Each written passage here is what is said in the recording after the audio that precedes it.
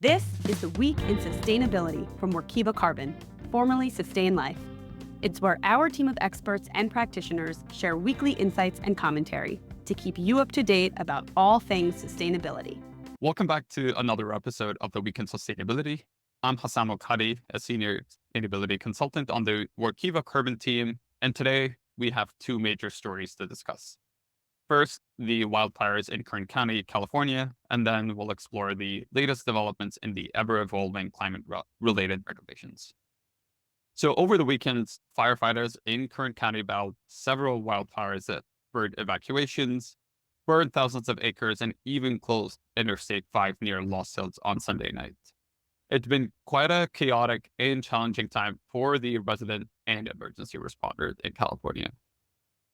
So one of the most significant fires is the Hurricane Fire in St. Louis Obispo County. It started on Saturday and burned 20,000 acres by Sunday afternoon, with only 10% being contained. South of Arbon, the Rancho Fire burned nearly 10,000 acres and led to about 1,000 people being evacuated from portions of Stallion Springs and Bear Valley Spring communities.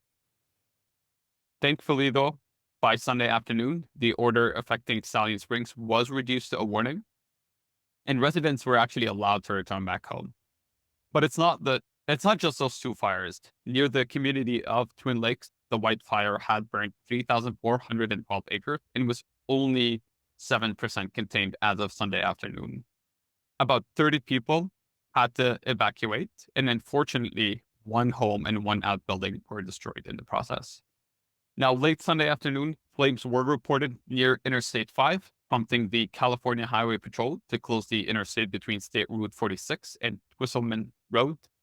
The firefighters have been fighting a tough battle, especially with the extreme heat they're facing. Extreme heat affects firefighters' ability to work and the spread and intensity of fires.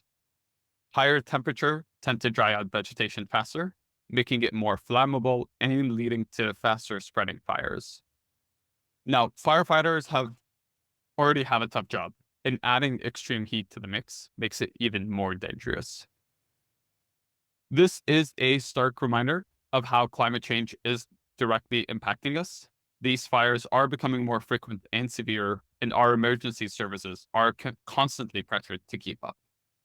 Now, speaking of climate impacts, let's shift gears to our second topic, which is the emergence of new climate-related regulations.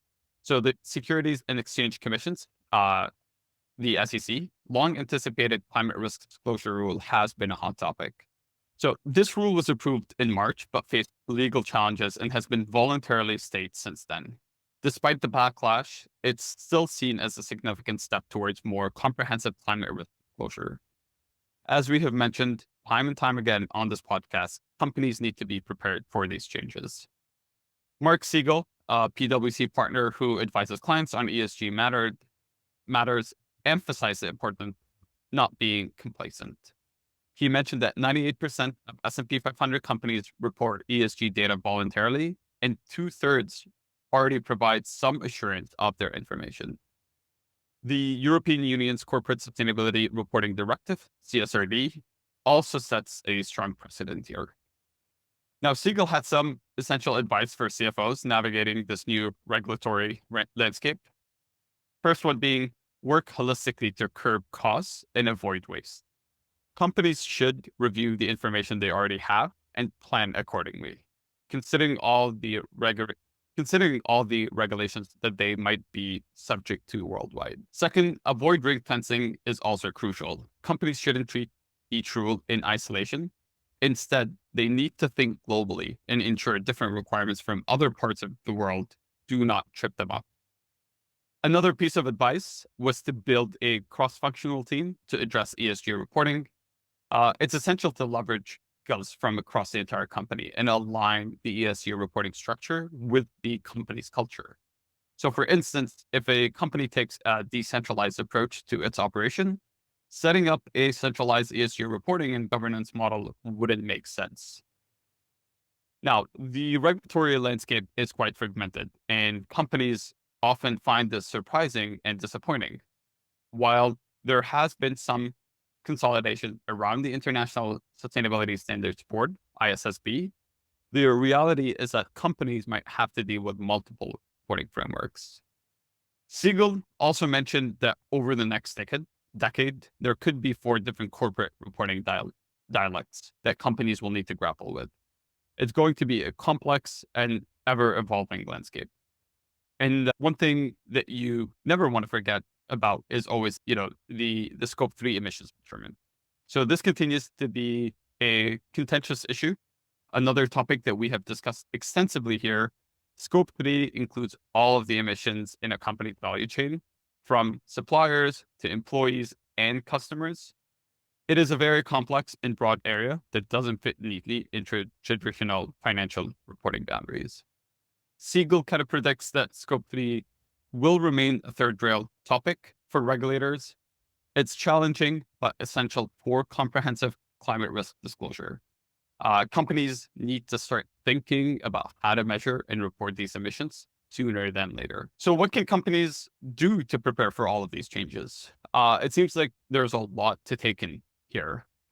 Companies should start by assessing what data they already have and identifying any gaps. They should also invest in building robust systems and processes for collecting, analyzing, and reporting this data to the various frameworks. So one of the major things that we always emphasize is the importance of collaboration. Building a cross-functional team can help ensure that all company parts work together towards the same goals. This can help avoid silos and provide a more cohesive approach to ESG reporting. It's important to stay informed about regulatory developments. The landscape is evolving rapidly, and companies must be proactive in keeping up with new requirements and best practices. It's clear that the road to comprehensive climate risk reporting is complex, but it's an essential part of moving towards a more sustainable future. Companies that embrace these changes proactively will be better positioned to navigate the evolving regulatory landscape and capitalize on new opportunities. Well, that's a wrap for this week's episode. As always, we'll keep you updated on all our developing stories, and see you next week.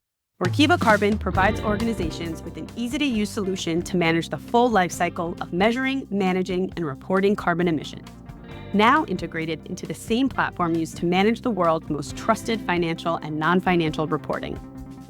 Don't forget to like and subscribe to this show on our YouTube channel or your favorite podcast platform. See you next week.